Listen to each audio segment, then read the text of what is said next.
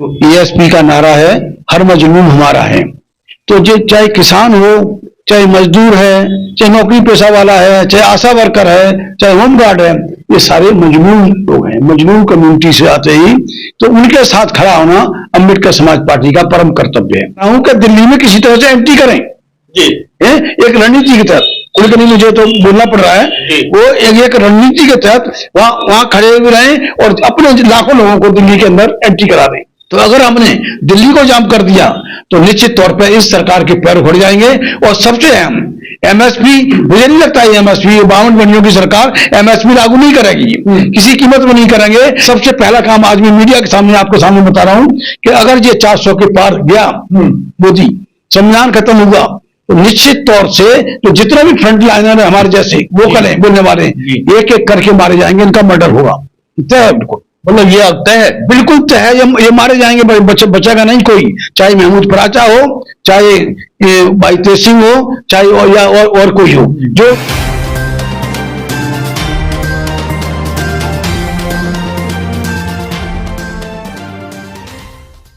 नमस्कार, मैं सुनील अभय और आप देख रहे हैं एचडी न्यूज इंडिया। आज हम मौजूद हैं अंबेडकर समाज पार्टी के कार्यालय पर, और जहां पर भाई तेज सिंह जी हमारे साथ हैं। किसानों का आंदोलन आपने सुना होगा कि दोबारा से अब किसान जो है अपनी एमएसपी की मांग को लेकर के दिल्ली की ओर कूच कर चुके हैं, चाहे वो पंजाब हो, हरियाणा हो, चाहे यूपी, चारों तरफ से दिल्ली को घेरने की तैयारी है। क्या कहेंगे जिस तरीके से कल यानी कि 16 फरवरी को किसानों ने जिस तरीके से भारत बंद का आह्वान किया है, क्या कहना है, क्या मानना है तेज सिंह जी का, सीधे सीधे बात करेंगे। सर स्वागत है चैनल पर। जी थैंक यू। किसान आंदोलन आपने देखा होगा, पहले 1.5 साल, लगभग 1.5 से 2 साल चला, उसके शहादत कम से कम 700 लोगों ने दी। उसके बाद उनका जो मांग थी 3 काले कानून की, वो जीत पे हुई बात, मगर एमएसपी की बात अटकी गई। अब वही एमएसपी की बात को लेकर के किसान आंदोलन में है और कल भारत बंद का आह्वान भी किया है। तो आपका क्या स्टैंड है, आपकी पार्टी का क्या स्टैंड है? देखिए, अम्बेडकर समाज पार्टी का एक नारा है जी, जो ईएसपी का नारा है, हर मजलूम हमारा है। तो जो चाहे किसान हो, चाहे मजदूर है, चाहे नौकरी पेशा वाला है, चाहे आशा वर्कर है, चाहे होम गार्ड है, ये सारे मजलूम लोग हैं। मजलूम कम्युनिटी से आते ही तो उनके साथ खड़ा होना अम्बेडकर समाज पार्टी का परम कर्तव्य है। तो हम सबसे पहले हम उनकी मांगों के समर्थन में और उनके आह्वान में हम उनके किसानों के साथ में कदम से कदम मिला के चलने के लिए हम तैयार हैं। और जहां तक भारत बंद की बात रही, भारत बंद है, अच्छी बात है, क्योंकि भारत में ज्यादातर कब्जा तो ब्राह्मण बनियों का है, वही ट्रेडर्स हैं, उन्हीं की दुकानें, उनको कैसे बंद करवाएंगे? दिल्ली में घुस नहीं पाएंगे तो दिल्ली कैसे बंद होगी? है तो ये हो कि अगर ये हमें रोक रहे हैं बॉर्डर पे, अगर बॉर्डर पे हमें रोका जा रहा है तो बॉर्डर पे से के वहां लोग लगे रहे, बाकी लोगों को एक एक करके दिल्ली में घुसा दिया जाए, दिल्ली में एंट्री कर एक एक करके एक आने में तो कोई किसी को दिक्कत नहीं। किसानों ने ठाना है कि वो एक साथ ही आएंगे और एक साथ ही दिल्ली को घेरेंगे। एक एक करके देखिए, एक से मैं कह रहा हूं कि दिल्ली में किसी तरह से एंट्री करें जी, एक रणनीति के तहत, उनके नहीं मुझे तो बोलना पड़ रहा है, वो एक रणनीति के तहत वहां खड़े हुए रहें और अपने लाखों लोगों को दिल्ली के अंदर एंट्री करा दें। और हमें भारत बंद नहीं, भारत को जाम करना है, पहले दिल्ली को जाम करेंगे। अगर दिल्ली को जाम कर दिया तो जहां सुप्रीम कोर्ट भी है, जहां इलेक्शन कमीशन भी है, तो अगर हमने दिल्ली को जाम कर दिया तो निश्चित तौर पर इस सरकार के पैर उखड़ जाएंगे। और सबसे अहम एमएसपी, मुझे नहीं लगता है एमएसपी 52 मंडियों की सरकार एमएसपी लागू नहीं करेगी, किसी कीमत में नहीं करेंगे। ये कहते हैं कि गवर्नमेंट डेमोक्रेसी की जो डेफिनेशन होती है, government of the people, by the people and for the people. तो लेकिन ये गवर्नमेंट ऐसी नहीं है। ये गवर्नमेंट कैसी है? ये गवर्नमेंट फॉर अडानी अंबानी, ये government of the Adani Ambani, government of the EVM and ढांचे को ध्वस्त करके ये कैपिटलिज्म ला रहे हैं। और कैपिटलिज्म में गरीब आदमी का, किसान का, गरीब का जिंदा रहना बहुत मुश्किल है। किसानों की मांग जायज है, इन शैतानों से हमें उम्मीद नहीं है। ये 3 क्रिमिनल लोग हैं जो भी आपने सब 2 बातें की हैं। या अगर किसान अगर दिल्ली में नहीं आ पाते तो दिल्ली जाम कैसे होगी, पहला सब क्वेश्चन तो ये आता है। दूसरी चीज ये है कि किसानों के समर्थन में दिल्ली वाले लोग आखिर क्या कर रहे हैं, दिल्ली जाम कैसे कर पाएंगे वो? नहीं, किसानों के चक्कर में देखिए अभी हम सारा विचार कर रहे हैं, इस पे विचार कर रहे हैं कि अगर हमारी जरूरत यहाँ पड़ी इसको दिल्ली को बंद करने के लिए, तो हम यहाँ रह के काम करेंगे, और अगर जरूरत पड़ी तो बॉर्डर पे जहाँ हमारे किसान भाई बैठे हैं उनके साथ भी हम जा सकते हैं।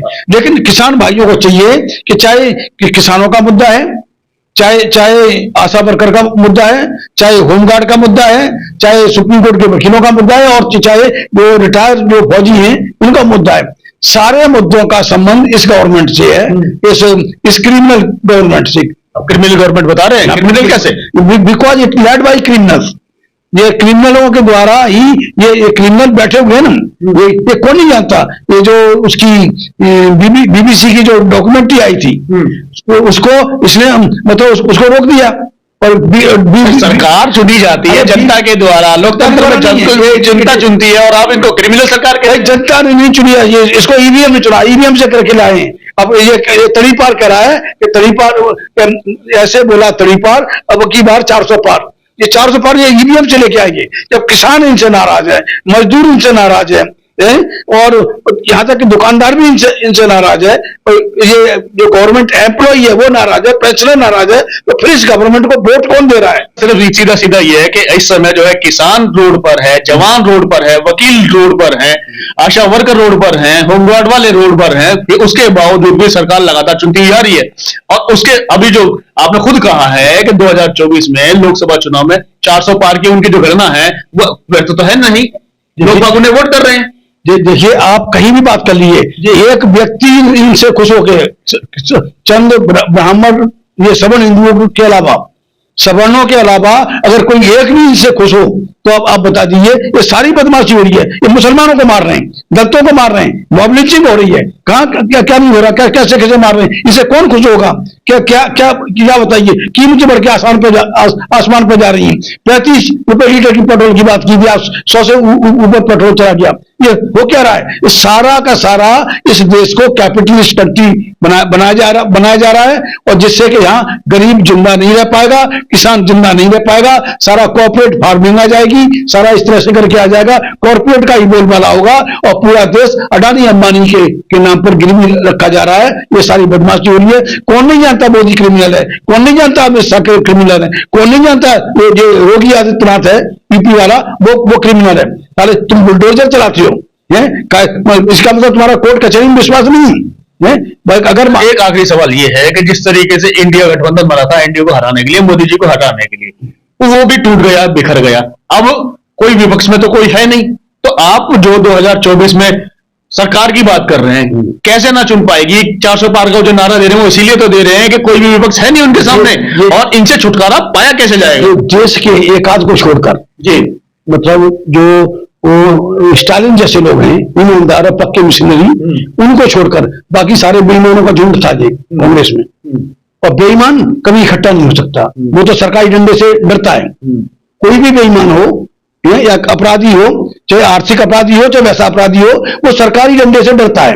इस सारी सरकारी डंडे से मायावती ने थोड़ा सा मुंह खोला, उसके वहां जो लोगों पे वहां कुछ रेड पड़ी, तो अधिकारी पे है, तो क्योंकि मूर्तियां जो बनी थी, मूर्तियों में भी मायावती ने 1410 करोड़ का घोटाला किया। ये मल्होत्रा कमीशन जो रिपोर्ट बैठी थी, उसने उसमें किया था 1410 करोड़ का। क्लीन चिट आई है सुप्रीम कोर्ट से। अरे कहीं किसी कोर्ट से चिट के क्या तुम पैसा फेंको तमाशा देखो यार। अच्छा, ये वाली बात है। हाँ, ये है सारी बात। तो उसमें नहीं, मायावती अभी जरा सा मुंह खोलना चाह रही थी कि हम बाद में फैसला करेंगे, और जरा सा जो अफसर था ना उसका, जो निर्माण विभाग का जो अफसर था, उसके यहाँ रेड पड़ी, मायावती का अगले दिन बयान आ गया कि हम तो अकेले हर एक पार्टी सीट पर अकेले लड़ेंगे। अभी केजरीवाल के ऊपर उन्होंने शिकंजा कसा, बेटा चल जेल में है, वो ज्यादा बदमाशी कर रहा है। तो जब वो कहा कि हम तो ये बख्श देंगे, केजरीवाल ने अनाउंस कर दिया कि भाई वो पंजाब की सारी सीटों पर लड़ेगा, चंडीगढ़ की सीट में नहीं छोड़ेगा, और दिल्ली में तो वो कोई सारी सीटों पर लड़ेगा ही। और सारी सीटों पर लड़ने का मतलब है छुटकारा पाने का इसका मतलब कोई रास्ता नहीं है सरकार से, और फिर हिंदू रास्ता बनेगा ही बनेगा। देखिए, इस देश में जो असल लड़ाई है सुनील जी, वो सवर्ण हिंदू बनाम शेष भारत है। शेष भारत कैसे हो जाएगा? अभी इस समय सभी सब तो बटे हुए हैं। अभी आप खुद ही कह रहे हैं कि चाहे विपक्ष हो चाहे जनता हो। मैं लड़ाई की बात कर रहा हूँ जी।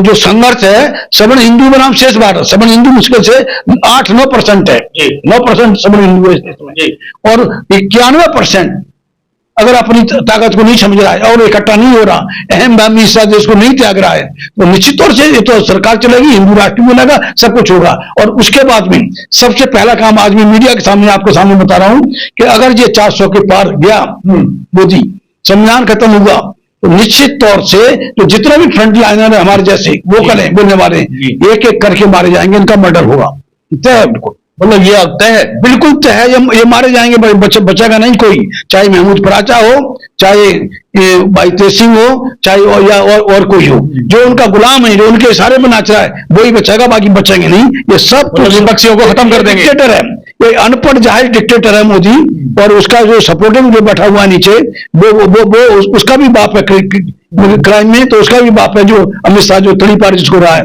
2011 तक तड़ी पार रहा है, वो अपने स्टेट में नहीं घुस पाया था। ये देश का दुर्भाग्य है, डेमोक्रेसी का इविल इफेक्ट है कि ऐसे ऐसे ये शैतान किसी तरह से हेराफेरी करके, चूंकि यहाँ पार्लियामेंट में बैठे हुए मिनिस्टर मिले हुए हैं, उनको नहीं होना चाहिए। तो ये निश्चित तौर पर ये पूरे देश के बहुजन समाज को सोचना होगा। अगर मायावती का खुलासा हो गया, वो मोदी के सारे में नाच रही है, सारा हो रही है, ऐसे स्थिति में हम लोगों की 24 तारीख को एक बड़ी मीटिंग है यहाँ दिल्ली के अंदर, और पूरे देश के जो बुद्धिजीवी हैं और जो political activist, socio political activist हैं, सबको बुलाया है, और हम उसी पे एक रास्ता निकालने की हम लोग बात करने जा रहे हैं कि हम सारे मिलके, अगर मैं अकेला लड़ रहा हूं तो मैं जीरो है, अगर हम सारे मिलकर लड़ते हैं तो निश्चित तौर पर कहीं ना कहीं हम इनको बात दे सकते हैं, और इसके हिंदू राष्ट्र का जो सपना है उसको चकनाचूर कर सकते हैं। ये थे हमारे साथ भाई तेज सिंह साहब, और जिस तरीके से आपने देखा, आक्रोश बहुत है जनता का में भी और नेताओं में भी, जो सोच रखते हैं कि किसी भी तरीके से जो 2024 का चुनाव है उसको बहुजनों के हक में लाया जा सके। बहुजन अगर जागा नहीं तो ये निश्चित है, ये तय है कि आने वाला समय बहुत ही खतरनाक होने वाला है। जिस तरीके से तेज सिंह साहब ने कहा है, अब 24 तारीख को जो भी बैठक होनी है उसमें निर्णय लिया जाएगा आखिर करना क्या है।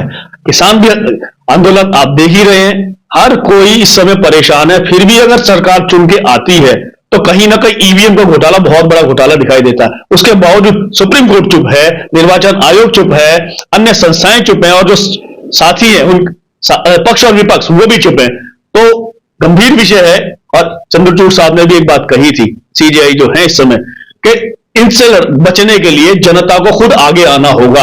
अब जनता कब आगे आएगी या नहीं आएगी ये सोचने की बात है।